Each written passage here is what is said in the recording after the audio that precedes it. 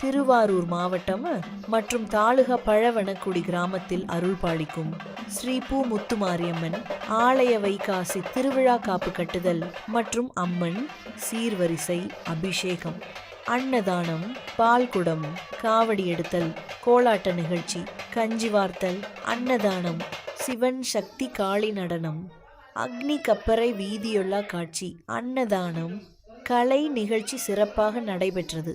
இன்று கடைசி நாள் திருவிழாவை முன்னிட்டு சுமார் 600க்கும் மேற்பட்டவருக்கு மதியம் அன்னதானம் வழங்கப்பட்டது.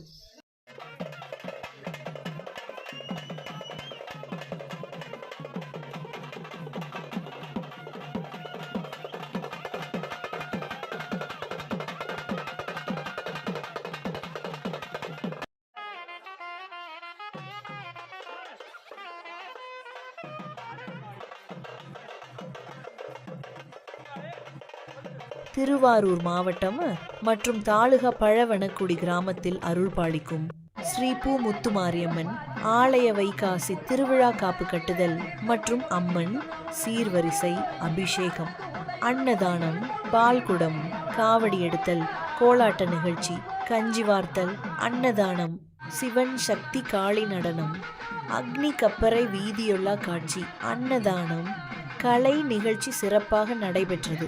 இன்று கடைசி நாள் திருவிழாவை முன்னிட்டு சுமார் 600க்கும் மேற்பட்டவருக்கு மதியம் அன்னதானம் வழங்கப்பட்டது.